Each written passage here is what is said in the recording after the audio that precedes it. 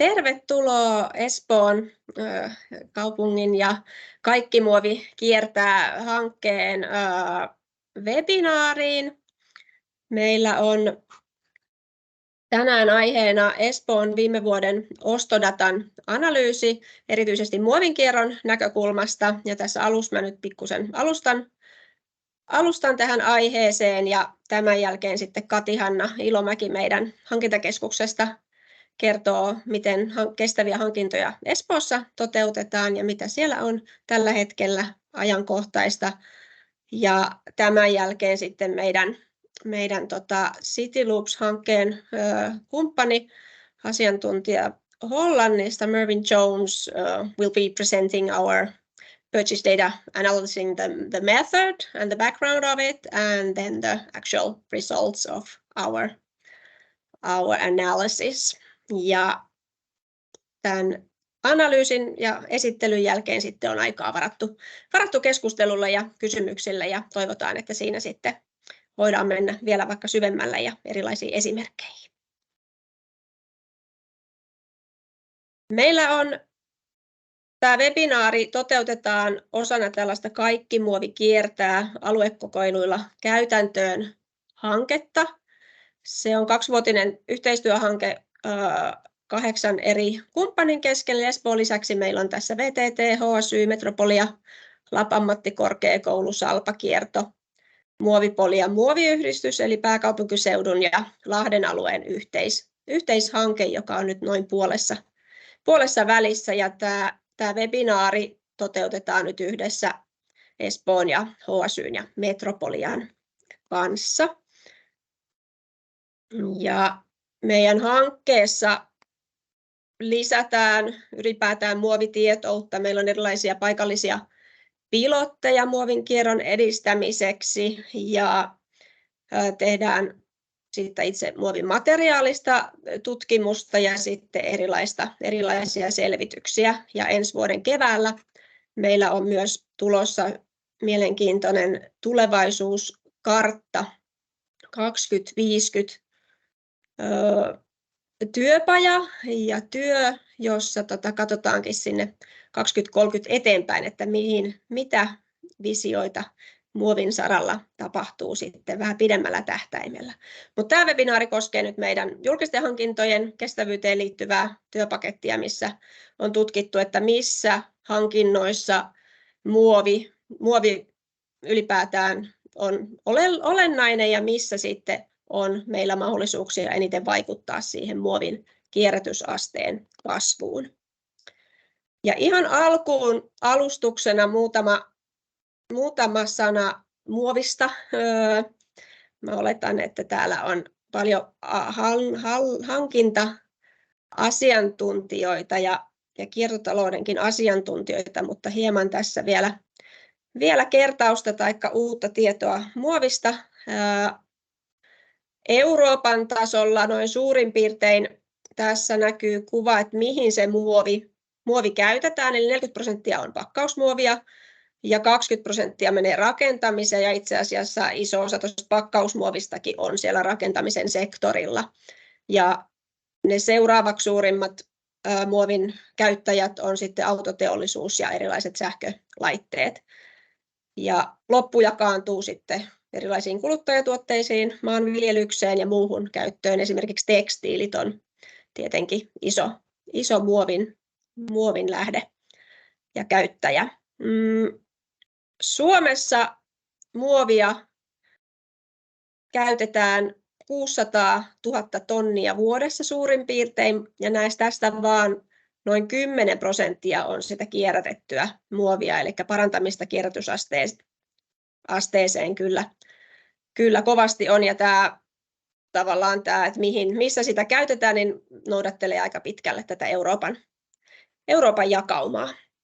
Ja pakkausmuovihan Suomessa kiertää varsin mukavasti, ja siihen on paljon panostettu, ja muut muovit on sitten tässä meidänkin hankkeessa erityisesti kehittämisen alla.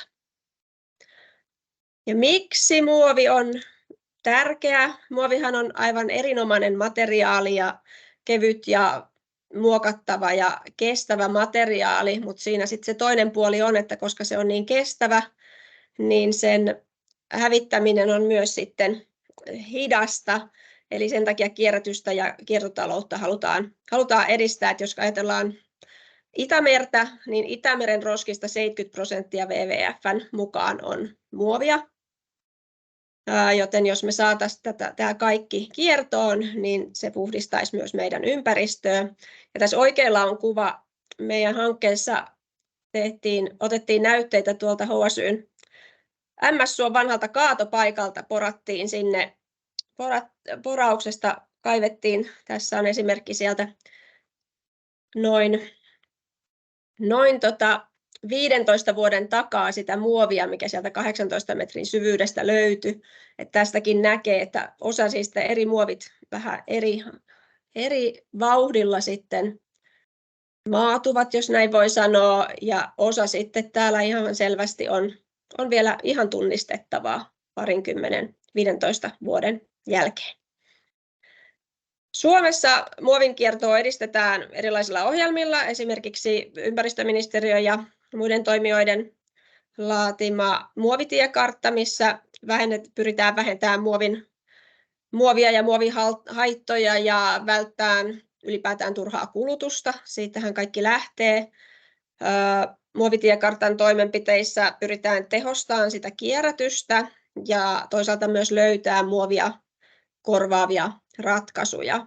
Ja yksi tapa edistää näitä muovin kiertoa ihan hankintojenkin kautta esimerkiksi on nämä erilaiset Green Deal-sopimukset, mitä vapaaehtoisesti eri toimijat ovat noudattaneet. Ja jos tästä nyt katsoo näitä tämän hetken Green Deal-sopimuksia, mitä on olemassa, niin aika moni näistä kuitenkin jopa keskittyy täysin muoviin, tai ainakin se muovi näyttelee siellä jotain roolia. Hankintoilla on ihan todella suuri vaikutus ja voima vaikuttaa siihen markkinoihin, että mitä yritykset tuottaa ja mihin ne kehitys suuntautuu. Et paitsi että hankinnoilla ja kiertotaloushankinnoilla voidaan vähentää niitä päästöjä ja säästää luonnonvaroja, niin tällä kiertotaloushankinnoilla on myös se aluetaloudellinen vaikutus, että jos ajatellaan, että se muovi esimerkiksi kiertää paikallisesti, siellä se lajitellaan ja uudelleen prosessoidaan niin, että siitä voidaan tehdä vaikka uusia tiskiharjoja, niin silloinhan se talous jää tänne Suomeen ja paikallisesti hyödynnettäväksi. Et esimerkiksi tällaisessa kiertotaloushankintojen käsikirjassa on hyvää tietoa, jos haluaa näihin perehtyä tarkemmin.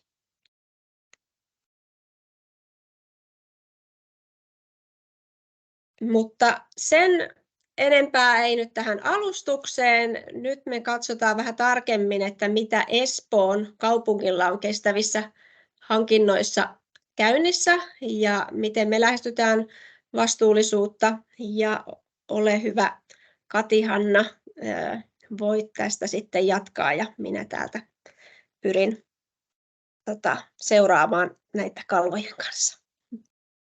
Joo. Hei vaan kaikille, olen siis Ilomäen Katihanna ja toimin kaupungin hankintakeskuksessa erityisasiantuntijana. Ja tänään tosiaan, niin kuin Tiia sanoi, niin katsotaan lyhyt katsaus siihen, että mitä kestävät hankinnat tarkoittaa Espoon kaupungilla. Voidaan siirtyä seuraavaan. Ihan lyhyesti ensin meidän niin kuin Espoon hankintatoimesta.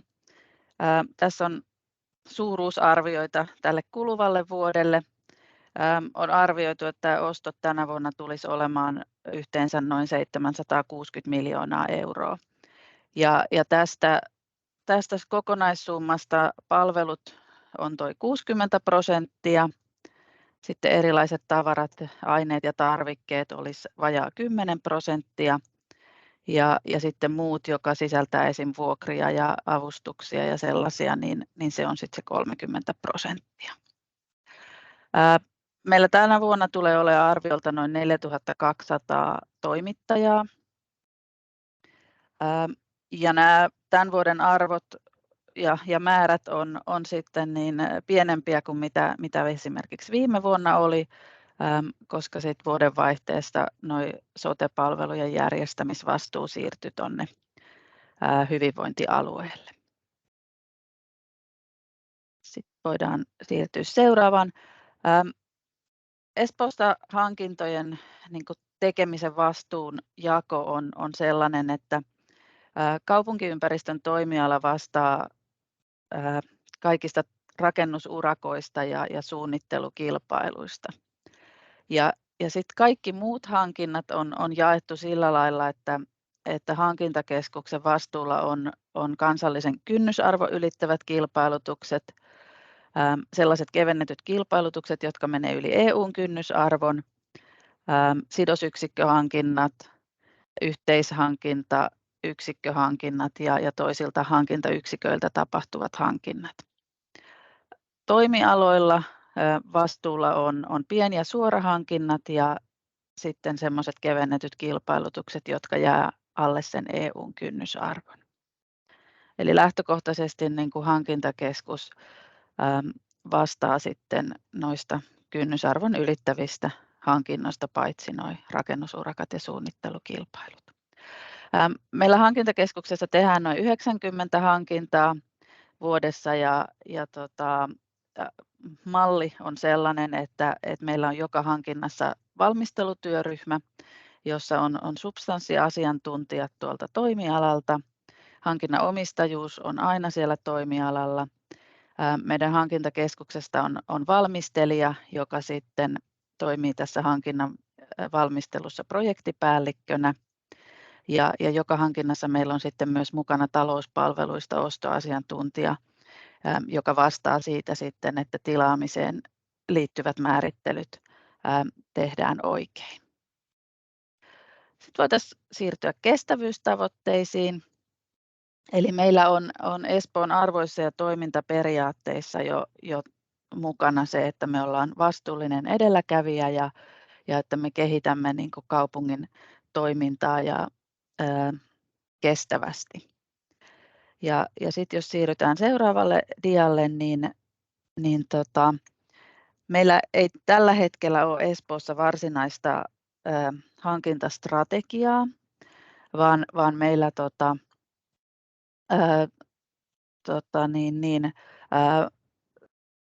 johdetaan meidän hankintojen tavoitteet tuolta meidän kaupungin strategiasta. Espoossa kaupungin strategia on nimeltään Espoo-tarina. Ja siellä on sitten sitä toteutetaan tämmöisten poikkihallinnollisten kehittämisohjelmien mukaisesti ja siellä on yksi ohjelmista on Kestävä Espoo-ohjelma ja niissä on sitten esitetty erilaisia tavoitteita ja nämä tavoitteet sitten ui täältä Espoo-tarinasta kaupungin strategiasta, menetkö yhden taaksepäin, kiitos, niin, toimialoille ja toimialat sitten tekee nämä palvelujen järjestämisen periaatteet ja tavoitteet ja tarkemmat suunnitelmat, joissa sitten on mukana myös ne hankintojen linjaukset. Ja sieltä toimialojen linjauksista sitten tulee ne tavoitteet yksittäisille hankinnoille. Ja sitten me aina seurataan ja raportoidaan niitä tavoitteiden toteutumisia. Sitten siinä pinkillä ruudulla on esimerkki, eli meillä valtuustokaudella tavoitteena on esimerkiksi se, että Espoo saavuttaa hiilineutraaliuden vuoteen 2030 mennessä.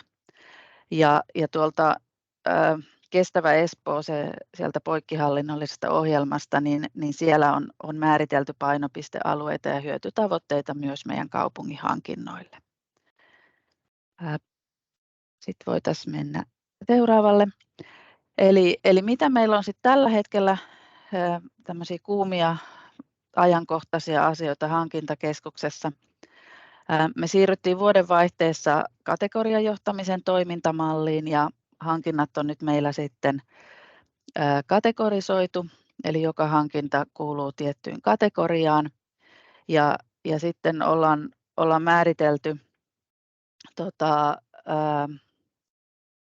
niin kuin tärkeimmät tai merkittävimmät kategoriat, joita on 10 ja lähdetty niistä liikkeelle ja näille 10 kategorialle on sitten perustettu tämmöinen poikkihallinnollinen kategoriatiimi, johon kuuluu sitten edustajia toimialoilta ja sitten meiltä hankintakeskuksesta.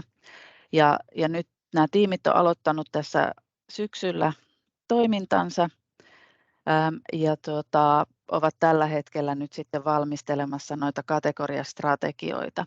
Ja näissä strategioissa tulee sitten mukana olemaan se kestävyys yhtenä osa-alueena. Ja jatkossa on sitten tarkoitus, että meidän hankintoja johdetaan näiden kategorioiden kautta ja saadaan siihen semmoista järjestelmällisempää niin kuin otetta. Ja sen sijaan, että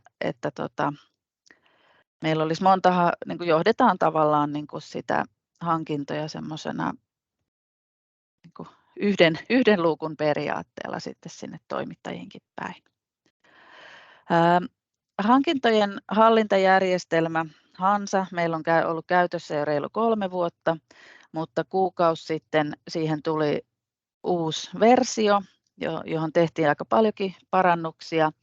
Ja esimerkiksi semmoinen, mitä me kutsutaan vaikuttavuustyökaluksi, niin sellainen osio uudistettiin kokonaan.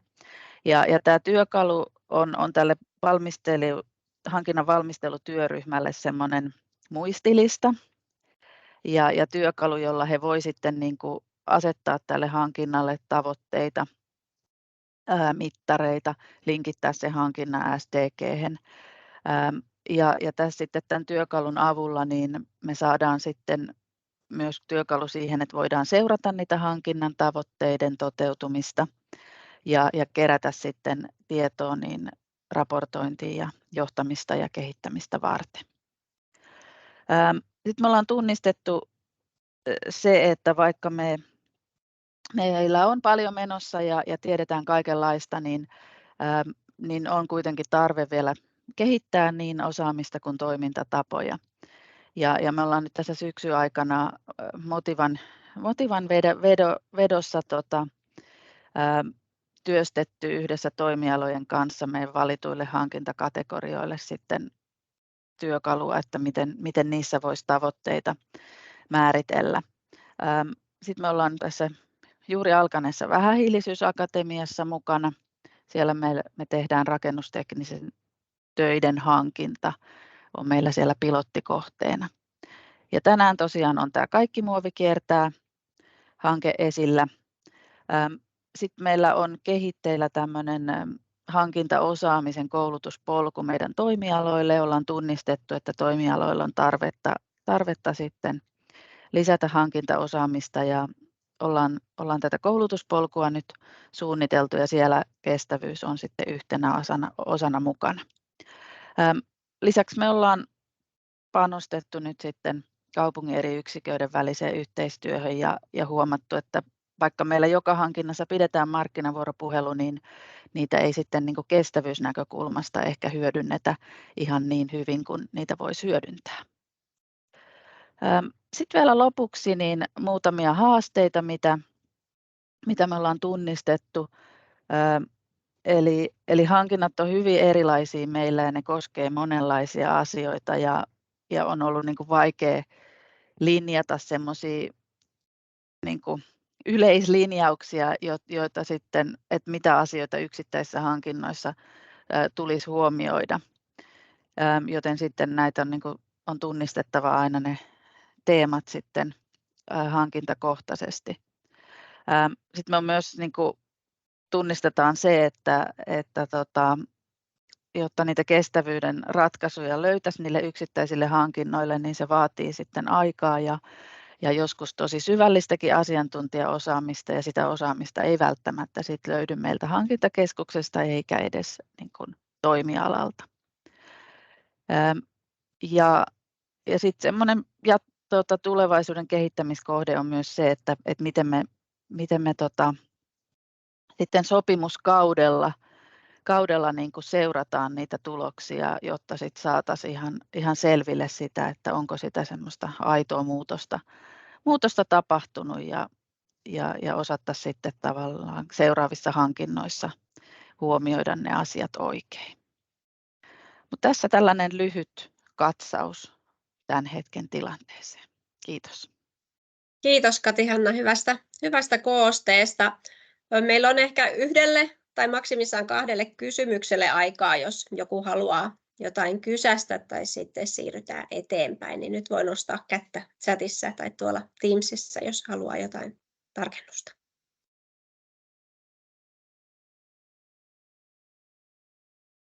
Voidaan varmaan jatkaa sitten keskusteluja myös ihan tämän Teamsin ja webinaarin jälkeen, mutta siirrytään sitten siihen varsinaiseen päivän teemaan ja tarkempaan tietoon, eli ostodatan analyysiin nyt erityisesti kiertotalouden ja muovin kierron näkökulmasta. Niin kuin mä tuossa mainitsin, niin meillä oli tavoitteena, että tunnistaa, että mitkä on merkittävimpiä muovihankintoja ja missä hankintakategorioissa meillä olisi eniten mahdollisuuksia vaikuttaa siihen muovin kierrätysasteeseen, ja saatiin tehdä tässä. Me ollaan oltu mukana tällaisessa CityLoops-hankkeessa, laajassa Euroopan laajuisessa hankkeessa seuraajana, ja heiltä saatiin sitten asiantuntija-apua tähän työhön. Ja now I would like to introduce you the senior advisor from Netherlands, from Rijkswaterstaat, Mervyn Jones.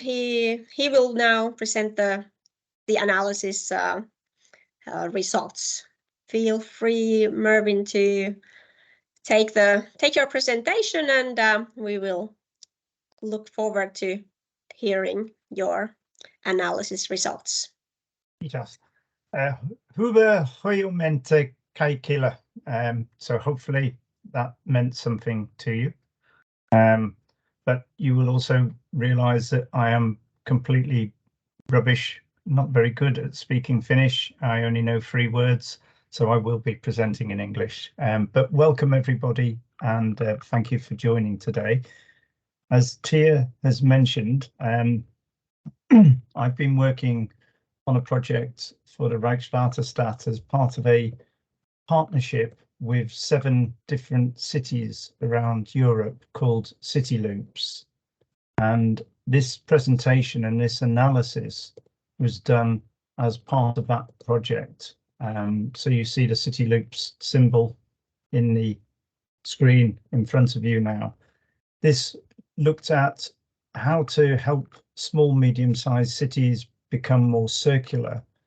And one of the key things that we were looking at across these 7 different cities, one is Mikkeli in Finland, and then there's a city in Norway, a city in Denmark, one in the Netherlands, and one in Spain, one in Portugal. I think that was all of them. But one of the most important things we realized just from previous work was how important, when we talk about the circular economy, how important procurement is to delivering the circular economy, because there are a lot of actions that the city itself can take. But if we are going to be truly circular, it means that we need to partner with the private sector, and in particular with our supply chains.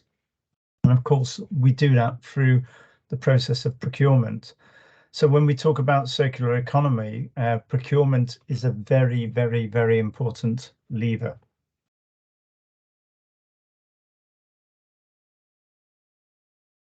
For some reason, my keyboard is not working. Not only is procurement important in terms of circular economy, but it's also vitally very important in terms of carbon reduction. And again, many cities now are undertaking their own carbon footprints in order to reach the target of carbon neutrality as 0 carbon by 2050. And again, I'm going to demonstrate hopefully why procurement is important in here. Typically, public sector organisations and private sector organisations, when they talk about their carbon footprint, will talk about scope 1 and scope 2. So you see in this central picture here, you see two columns on the left and in the middle, scope 1 and scope 2. And I won't go through what these include, but essentially it's about the energy used by an organisation. But when you look at scope 3, you can also see that scope 3 activities, what are called upstream and downstream activities, these include business travel, these include purchased materials and consumables, that's procured goods and services, and they include the waste and disposal. And when we talk about waste, really we're talking about the disposal of materials that we've purchased for consumption or for use. When you include scope 3 in the carbon footprint of a city or of any organisation, you typically find that the scope 3 is the biggest part of the footprint.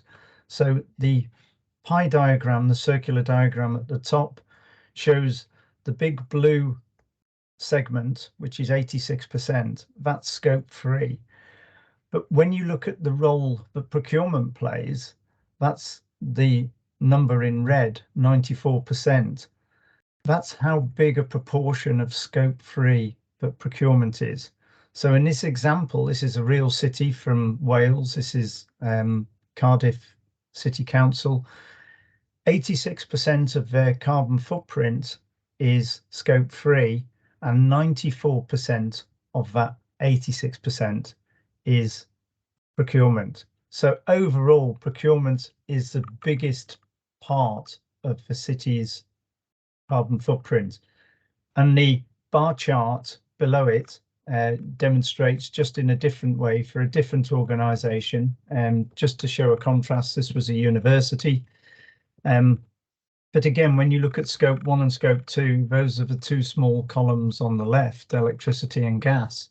But when you add in scope 3, procured goods and services, which I've highlighted, that's a very large column on the right. So again, the reason the summary of this slide really is that procurement is vitally important to consider when you're actually looking at how to reduce carbon across the organisation. Simply focusing on energy is not going to deliver carbon neutrality. And there are a number of different methods or approaches to scope 3 accounting. This statement is from the Greenhouse Gas Protocol, which is, if you like, the Bible, the definitive guide for looking at calculating emissions across scope 1, scope 2 and scope 3. And it highlights that companies should begin by conducting a screening process using broad data, less specific data, to determine the size of the greenhouse gas emissions in different areas in those different categories, so that you can then start to drill down, start to focus in more detail. Again, if you try and undertake that detailed study across all the categories in procurement, as you can imagine, that's going to be very costly and very time consuming. So this is a good approach to start at a top-down level and then focus in into areas where more detail is required. So purchased goods and services, the biggest category, as I've already said, and an example here that I've given is ICT, information communications technology, laptops, computers. The upstream carbon emissions are what are produced and the embodied carbon in the actual physical goods, in the products themselves.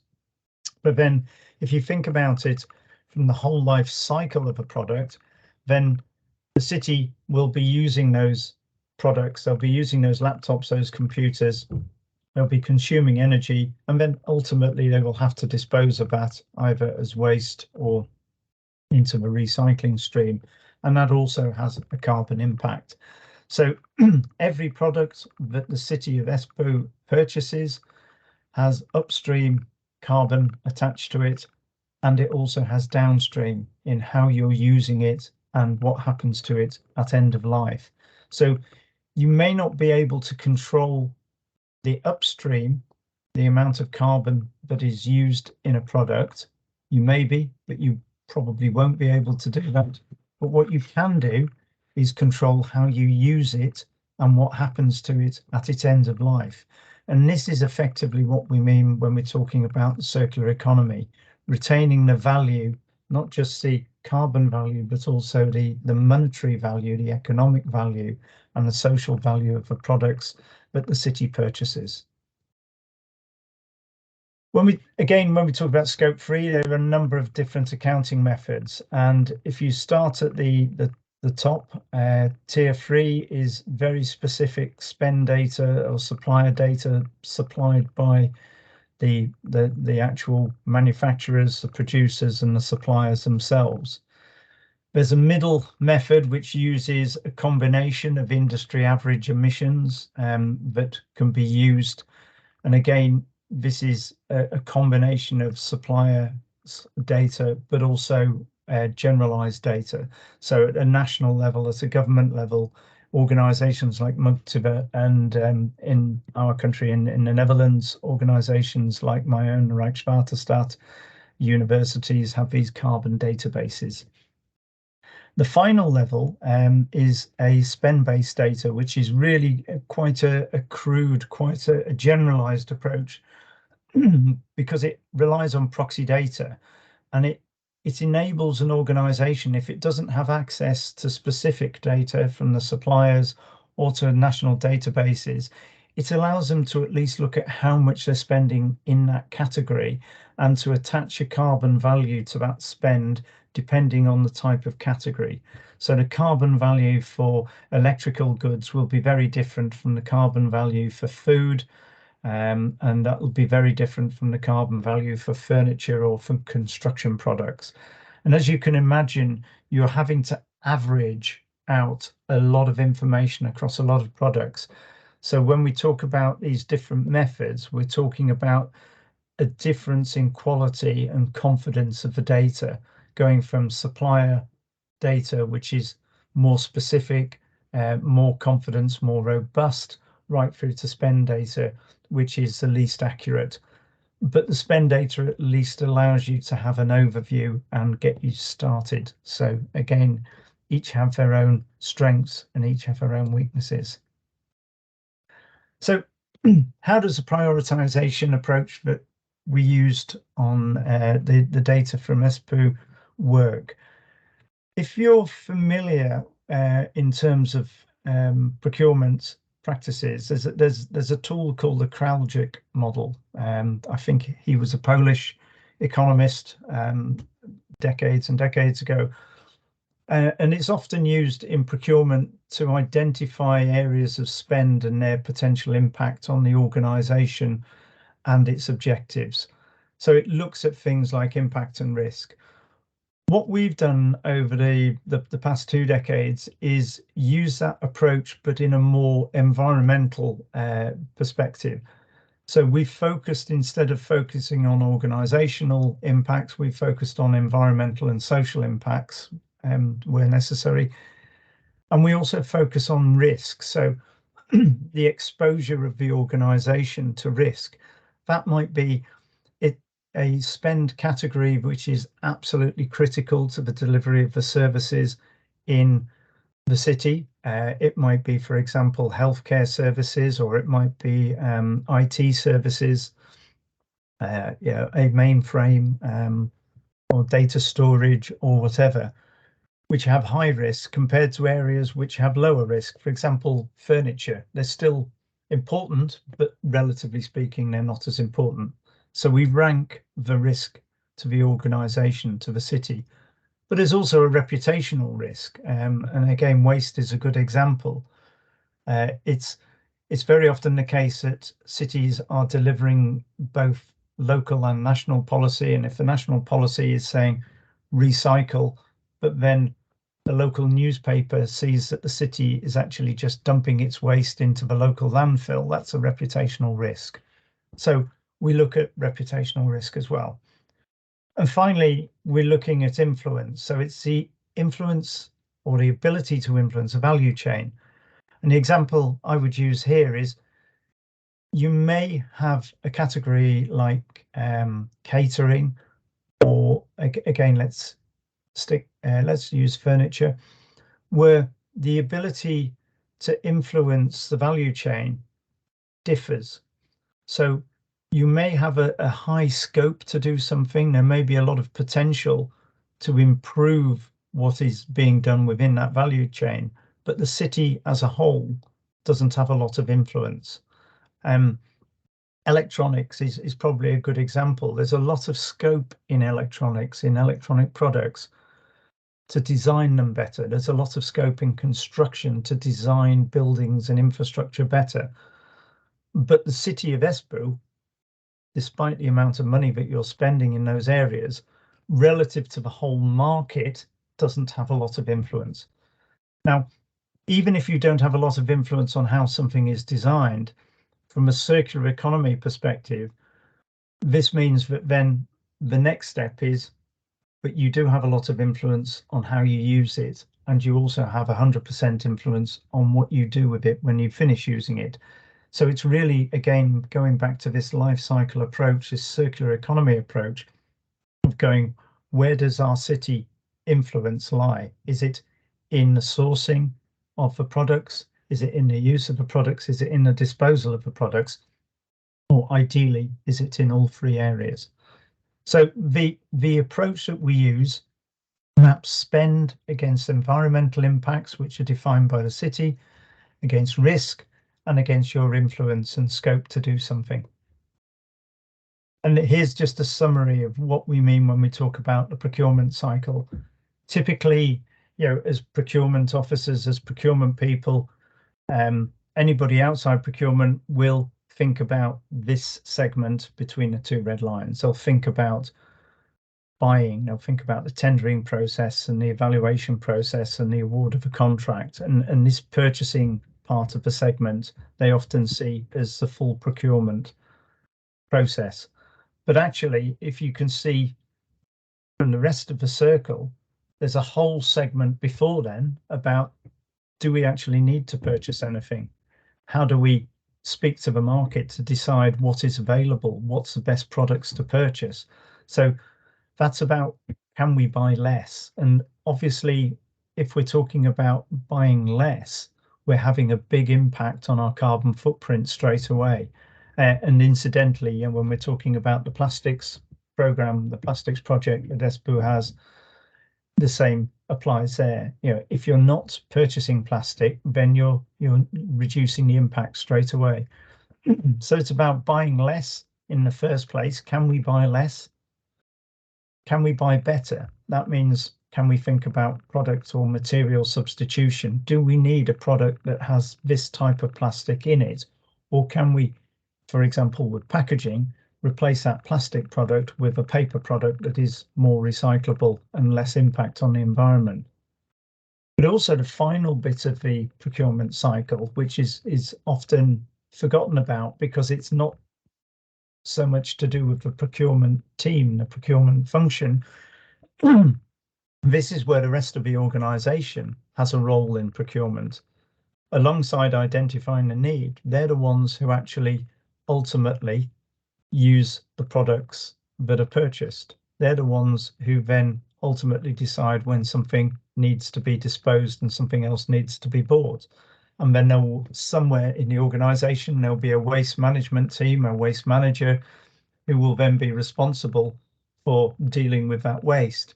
And they will have to then procure those waste management services. So you can see when we talk about the circular economy that the procurement life cycle then is a whole circle. It's not just about the purchasing. It's about buying less, buying better, using longer. And that involves everybody. So this process looks at categorizing all the spend, which is something the procurement team does on a regular basis through the amount of spend, through budgetary and finance controls. Again, this is a real example from the United Kingdom. And then grouping that spend, and again, grouping is really quite important because very often, certainly what I've noticed is that you can have a category with a lot of spend attached to it when you bring it together, when you sum all the contracts together. but very often it'll be a number of different project managers, a number of different contract managers. It might even be different departments who are purchasing, procuring in that category. And the only people who get to see that are the people at the core when they start to do the financial analysis, because the person over in the first department isn't seeing what the person in the second department is spending, but they're both spending on a similar category. So this grouping, this aggregation is quite important. The next step that we need to do is then identify from an environmental perspective what is influential spend. And very broadly, this is about looking at what categories have tangible, real goods involved in them, real products. So IT, furniture, catering, food, construction, so on and so forth. And there's some areas of spend, for example, when you purchase a license, when library services, there's some areas of spend, legal services, for example, that from an environmental perspective are either impossible or very, very difficult to actually influence. So when we talk about influential and non-influential spend, essentially we're talking about categories where you can see tangible goods, where tangible goods are used. This is not just direct purchasing of materials and goods, but it also includes services like facilities management, where they indirectly are purchasing a lot of goods. Healthcare services, social care services. Very often, if you're caring for people in their own houses, then that involves an awful lot of transport. So there's an area where we can influence there. So it's not just about the goods, but it's about the services that use a lot of goods. And then when we group these together, we can then start to see some common categories coming out. For example, building products, in this case, catering, consumables, where all these areas are areas where there is an awful lot of plastic being used. Office and IT, again, you think about electrical equipments, furniture, again, plastics, metals, textiles and wood, often used in furniture.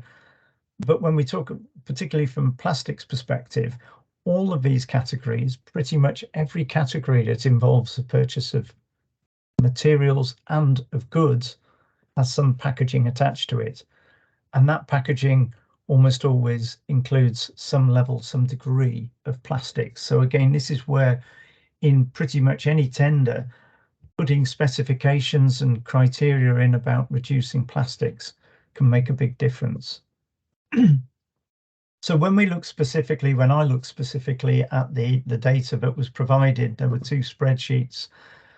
There were thousands, tens of thousands of lines of spend. So again, that aggregation, that summarizing of that data was quite important. So one of the steps was to filter out and to remove duplicates. Because this is a high level approach, a lot of assumptions are made on influential spend. We're getting a broad picture here, so we don't need to be too accurate to start with. But if we rerun the exercise on certain areas, then we can become more detailed, more specific and more accurate. So these are the notes and the assumptions. I won't go into those in too much detail because of time, but you will get the slides and you can have a look. So on the left-hand side, there was the aggregation, the summarizing in each of those two spreadsheets, and then again, cross-matching the two spreadsheets together, still an awful lot of data. So eventually, this was summarized down into these 18 different categories. Now, relatively speaking, in this process at this level, 18 is still an awful lot of categories to focus on. But as you can see there, if you were just to do this approach in the conventional procurement way, you can see some very, very, very big differences in the spend values of those. Typically construction, infrastructure and ICT, they're all high spend areas. Yes, we all know that they're also high carbon areas, but very often they're also high risk areas. So what this approach often does is highlights other areas that may not have as much spend attached. For example, office supplies, cleaning and laundry services. These are areas, facilities management, these are areas that could still create a significant potential to do something, even though they're not high spend. So the influential spend total out of, I think, about 1.2 billion euros of the city spend was around 522 million in terms of euros. One of the things we did was to look at the procurement priorities, and again, this recognises that procurement as a process is not one-dimensional. It's not there solely to deliver carbon reduction. It's not there solely to create social benefits. It's not there solely to spend the money. It has to do all of these things. It has many different priorities attached to it, and therefore it's important that when we're looking is what rank the organisation, the city, and what rank the procurement team place on those priorities, because we always have to do a compromise. So how do we balance those impacts and find the optimum solution between what our internal customer, what our departments want us to spend the money on, and also what the impact of spending that money will be? And these 4 priorities were the ones we determined through an earlier workshop with people within the city who were working on the replication team. So carbon, circular economy actions, reuse, recycling, plastics reduction, and waste to landfill. We could add, there's a list of around 15 different priorities. We could have added a lot more, but again, the more you add, almost the less the results become too broad.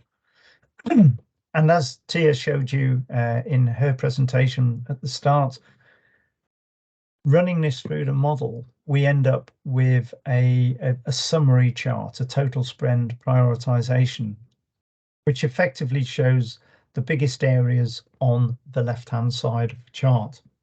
So no surprise, construction and maintenance, but also waste management, not the biggest spend area, but very high impact.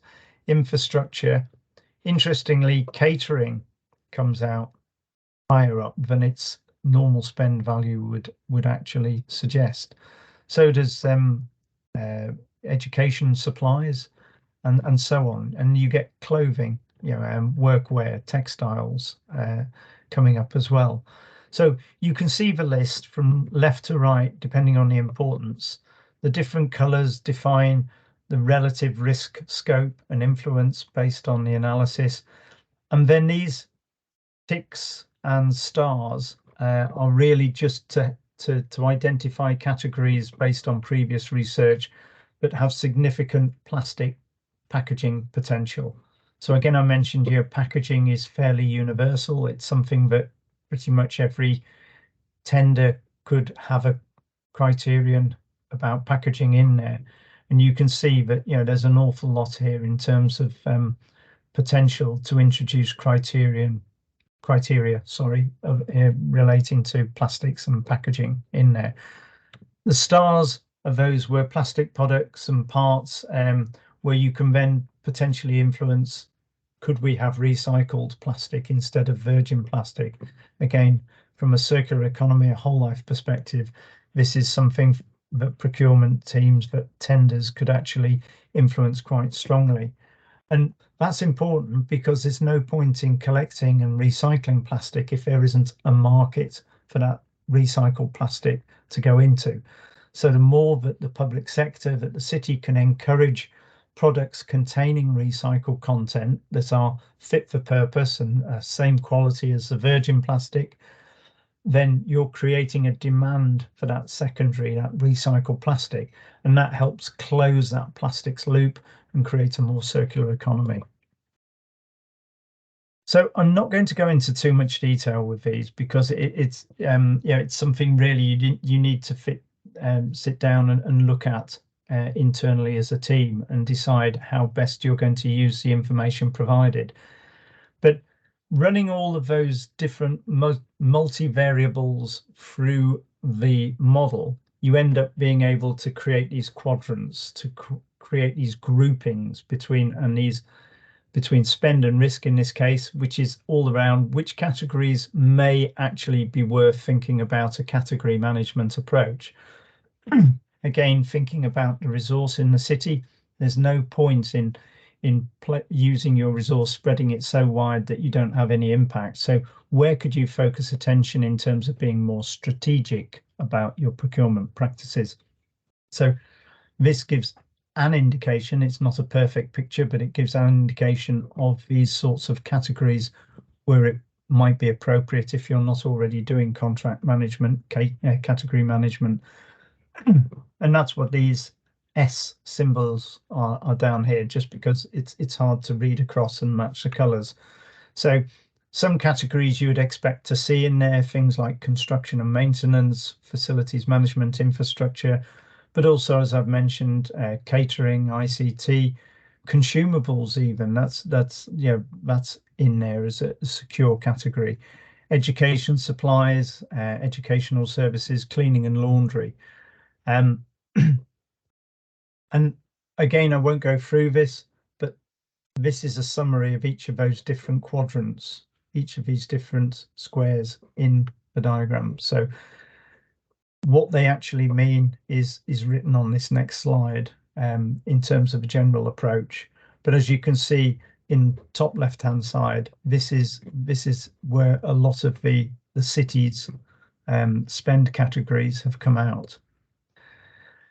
If we then map risk and scope together, we get a slightly different picture.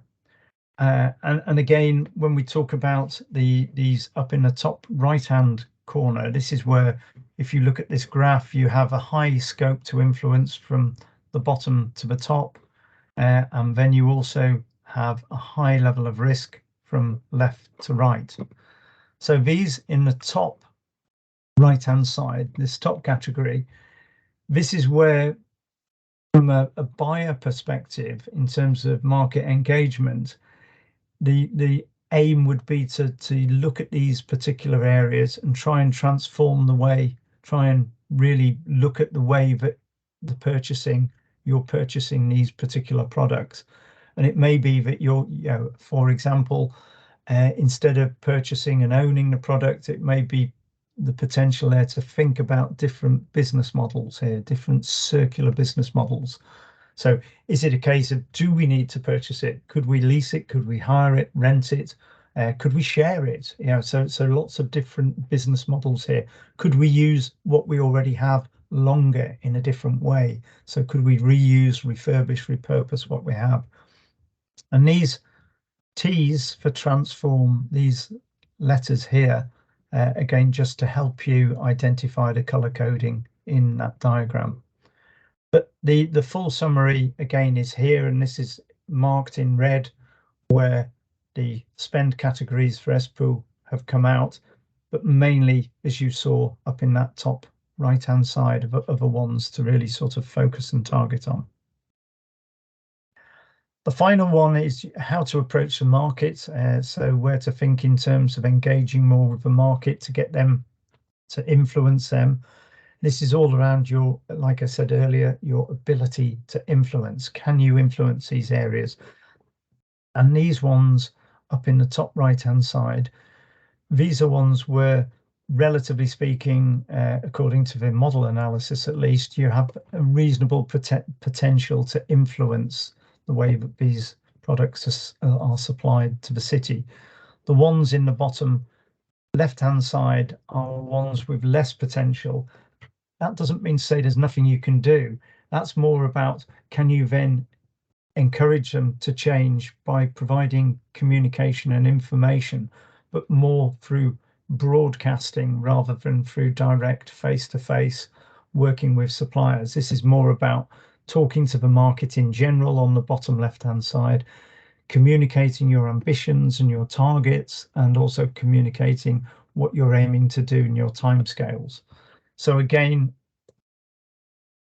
top left, bottom right, bottom right, bottom left, I don't even know my right and my left, bottom left, top right, these are the two areas where, in our analysis at least, the categories came out for Espoo. So there's a lot of information in there.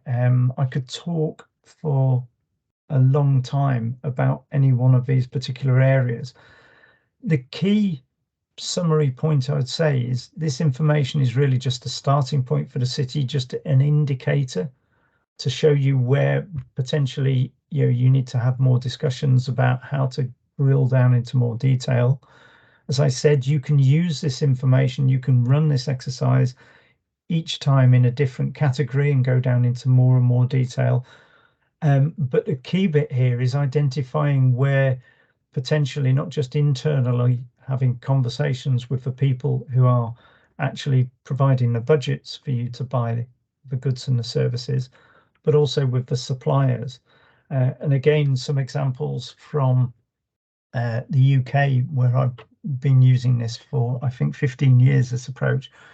Very often it will highlight that a city is actually spending an awful lot of money with a single supplier. And again, they might not realize they're doing it. They may realize they're doing it, but where you're spending an awful lot of money with a single supplier, then there's a high scope for influence. So again, it's about using that influence in a positive way rather than a negative way. I have got some slides with regards to examples on plastics, but depending on the time, I'll stop for the moment and just open this up if anybody's got any questions, or if Tiia wants to actually talk and say anything about the presentation. Thanks a lot, Mervyn, for the great presentation. We could have a discussion here, and it would be interesting to see the examples also that you've collected. But as you said, we could have a pause and discuss. And if you guys don't feel like talking in English, you can ask in Finnish and I will translate, or you can put it in the chat and I will pick it there.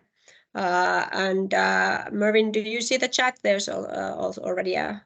I do, yes. Oh, that was also that somebody's moving on. Yes. A comment, it was really interesting to the process of analyzing the data. It's not only the results, I think it was the discussions we had after that, and discussing that can we influence here, and who within our organization can have the responsibility to influence, for example, catering and or construction, and that discussions are the most important things, I think. So any comments or questions from the audience? Sanna, ole hyvä. Hello, and thank you for interesting presentation so far. I would have a question, Mervyn, regarding the CityLoop project. And sorry, I forgot to introduce myself. So okay. I'm Sanna Martin, and well, from my background, you can see that I'm coming from Borealis Polymers, so producing plastics. But I was interested in hearing about the practical examples that you might have seen or heard or experienced about the circularity. You talked about the reduction of plastics and the recycled materials selection. But how is it? What kind of possibilities do you see in cities to develop the reusability or kind of these smaller loops before like end of life for the plastics in different uses?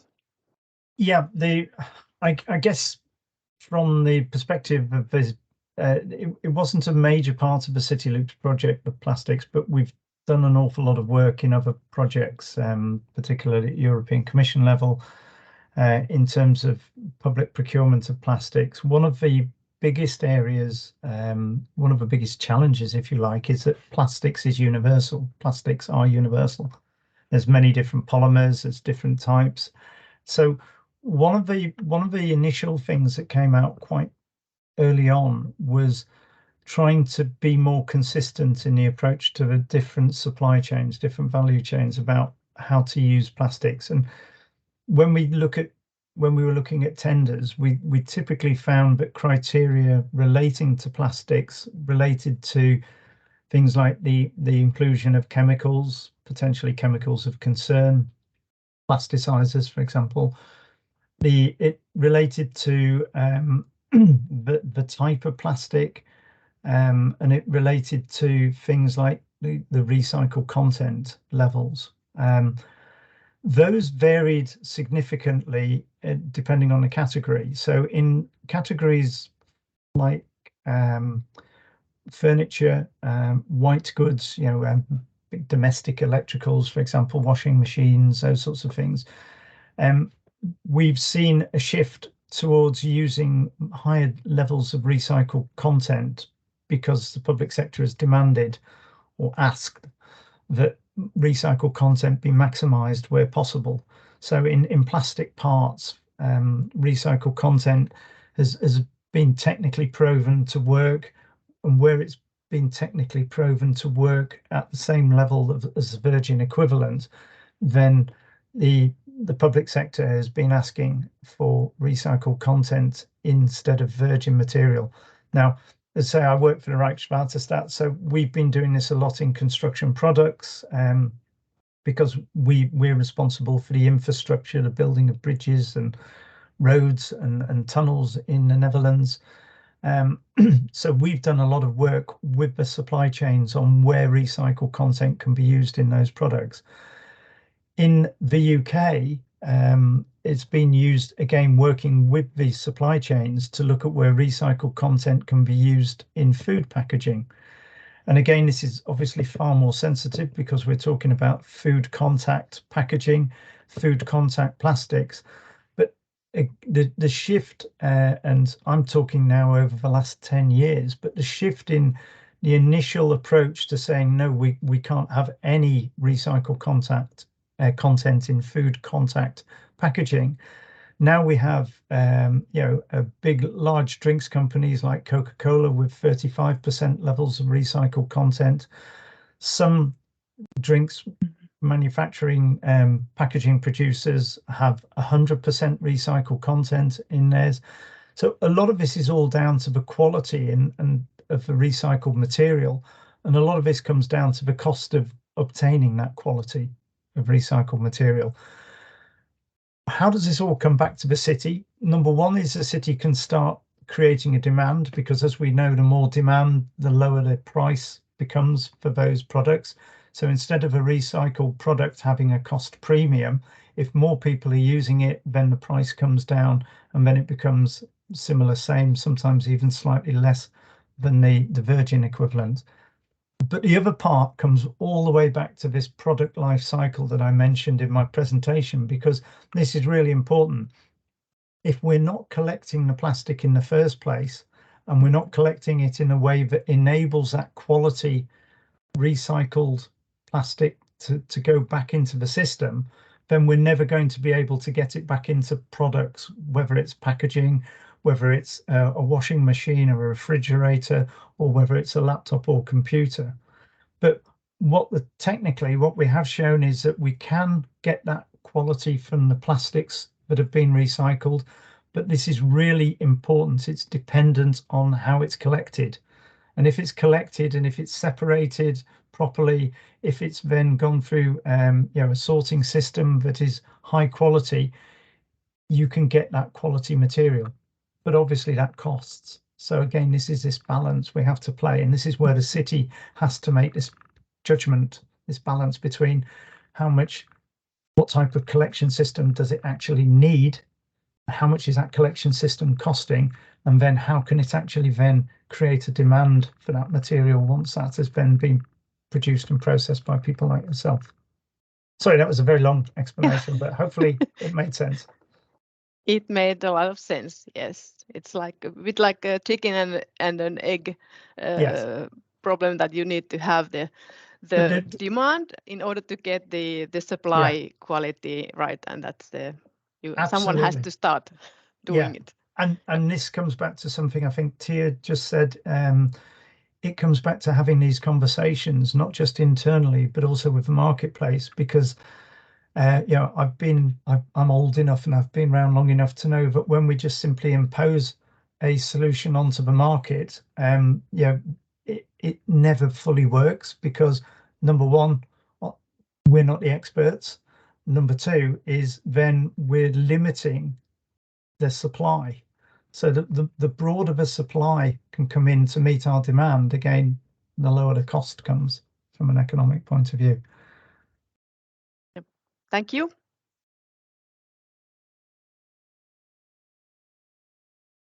More questions, comments? Anyone maybe from the city side or purchasing departments? I mean, maybe just as a reaction to if people just use the react button, did anything I say make sense? Did you think it made sense? Show your your thumbs up thumb if you thumbs down if agreed. it didn't. I think there's a thumb down as well. So if it didn't make sense, I don't think there's anything down. So. Oh, okay. But yeah, again, I will make sure the slides come through to Tiia, and Tiia then can circulate those slides so that you can actually see in more detail. There's a lot of information, and I sort of apologize, but I don't apologize, because what this shows is this is all very relevant to Espoo as a city. This is not just an academic exercise. This is using your information, your spend, your data. So it is very relevant to you as a city. And the picture we would get for Espoo is different for the picture we get for Porto in Portugal. It's different to the picture for Cardiff in Wales, and the different to the picture for London. And so this exercise is it can be repeated as a process, but the answers are always slightly different. Yeah, what we were discussing also, that because in Finland we have this now separated the health and social care from the city, and the purchases of this year are looking very different from the last year. So it would be interesting to run the analysis again and see how it shifts in between the categories. Yeah. I was wondering if you could have any examples of actual criterias of how to reduce maybe the packaging or prolong the life cycle, or any maybe out of the box that we never thought of. Any examples of the criteria that we could use? I will.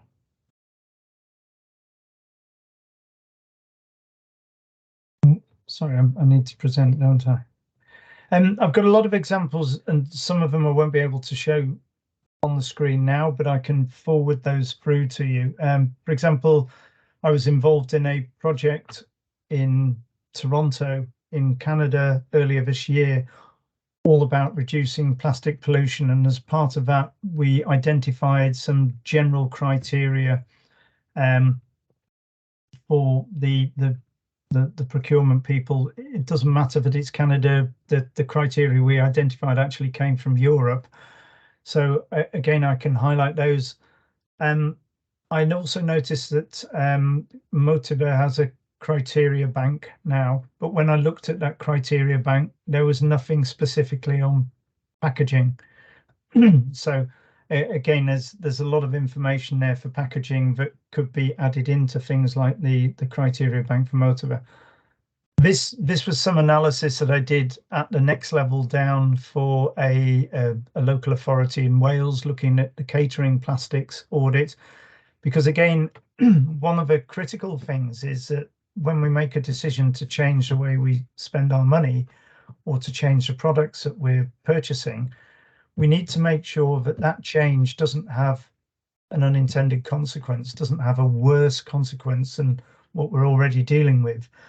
And the example I'd use there is that when we, certainly in Wales, where I come from, when we decided to sort of have plastics action plans, very often councils would make or cities, towns would make a very very blunt decision. They would say, right, we're going to get rid of plastic. So easy one, plastic cups where we have our water in. So we're going to remove those plastic cups. And a lot of councils took away the plastic cups and then they replaced them with what they thought were paper cups.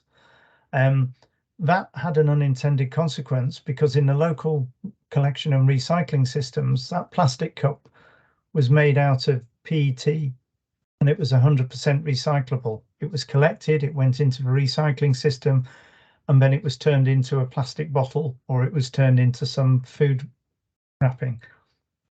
What they thought was a paper cup was indeed mainly paper, but it also had a plastic barrier layer in it and it had a wax coating in it.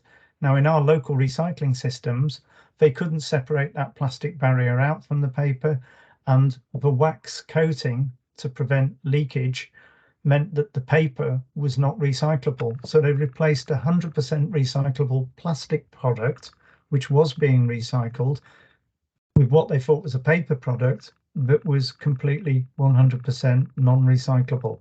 So again, this is why internal decisions, particularly with the politicians and with the elected councillors, with the elected members, is important, because whilst on the face of it, it seemed a perfectly sensible decision to reduce your plastics, if you replace it with something that isn't plastic and cannot be recycled, then overall you're having a worse impact than the original. So this is where this audit that I did with Ceredigion, it's a different council, it wasn't the one I was giving the example, but they wanted to know where they knew they purchased a lot of catering consumables because they do it on behalf of the whole of the national government, but they didn't know where plastics was. So this was almost a line by line assessment of what type of packaging. Is it plastic? Is it not plastic? If it's not plastic, what is it? Is it card? Is it metal? And then from that, where could we look to work with the suppliers to actually replace plastic with an alternative material that was of no worse environmental impact? And interestingly, as you see in the summary, around 60% of all the items were plastic. So 60% plastic, 40% non-plastic. And that was a lot higher than expected.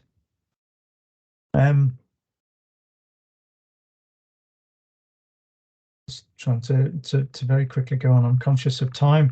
There's lots of different strategies. Again, avoidance, optimizing. So coming back to what Tiia was saying, and Sana was asking, how can we reuse? And again, an example from a public health authority, where instead of purchasing all new furniture, even though that furniture would have been circular, they decided to use the procurement process to encourage the supply chain to actually reuse as much as possible. And that meant that they were able to reuse ultimately 83% of existing furniture, which was desks, chairs, tables, storage units, and those items all included plastics. They all included high carbon materials like metals. So yes, you can purchase circular, but don't consider purchasing circular new products until you've identified that you can't use existing products either in your own organisation, in the city of Espoo, or within the local supply chain. So lifetime optimization, lifetime extension, refurbishment, remanufacturing, and then critically closing those loops. So when you finish with it, make sure it goes back into the collections and the recycling system that enables it to come back at least at the same value, if not at a higher value. Again, this is a decision-making chart, and I'm not going to go through it, but just a simple process flow diagram of, can we avoid it? Can we close the loop? Can we substitute it? How do we deal with contamination, mismanagement, and also how do we deal with that example I told you about perception, where somebody wants to do something but it's not the right thing to do. The unintended consequences, I've given you the example there. So I can also provide plenty of other examples which I will do in terms of criteria. But it's, yeah, there's no point in actually showing those on the screen at the moment. Here, I'll just send those through to you.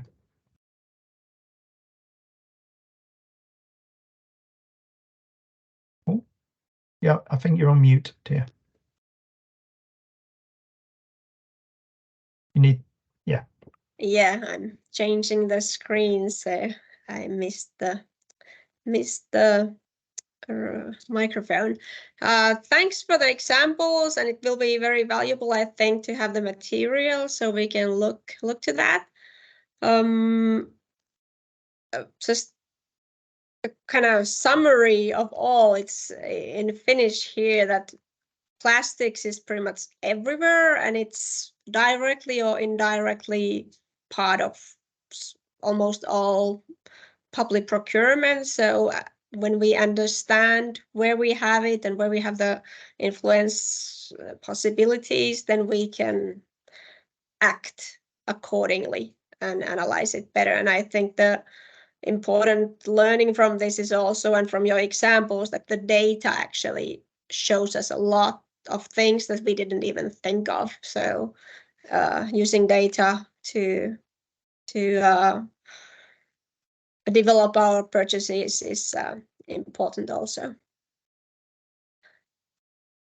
Meillä alkaa aika loppumaan. I would like to thank a lot Mervyn for your valuable time to do the analysis and come here to present us and teach us on the approaches. And I hope to have a further collaboration later and successful stories after the CityLoops also. Just to mention, Tiia, that CityLoops is now finished. It actually finished 2 weeks ago as a project, but the Dutch government is very keen. Our organisation is very keen to develop and to participate in communities of practice. So, yeah, I think certainly with Rijkswaterstaat in the Netherlands, we've set up a number of these communities of practice, or we've been involved in, encouraged a number of communities of practice around Europe. More than happy to have a conversation with yourselves following this, but obviously that would be outside of the CityLoops project. Thanks, we'll keep it in mind. Miten meillä nyt jatkuu tässä, jos palataan tähän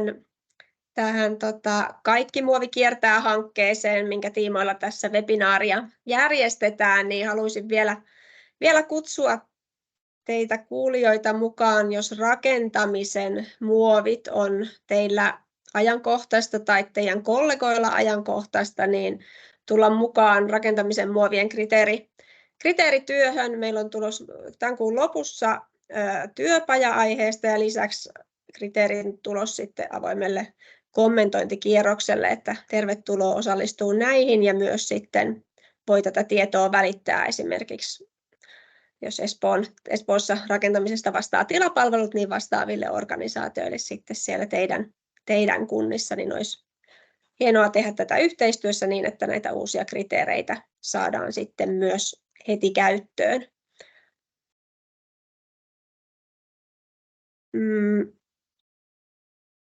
Me voidaan tässä nyt alkaa lopetella. Mä kiitän kovasti kaikkia osallistujia. Palautetta voi antaa linkistä, se lähetetään myös tonne sähköpostiin kaikille sitten materiaalien kanssa. Ja jos tulee jotain kysyttävää tai haluatte keskustella aiheesta, niin muuhun voi olla yhteydessä, eli tiia.tuuri@espoo.fi, niin sieltä esimerkiksi tavoittaa. So thank you, Mervyn. Thank you all the participants, and I hope to see you later in any of the events that are for plastics or procurement. Thank you. Kiitos, thank you. Thanks everyone. Thank you, bye. Thank you. Thank you.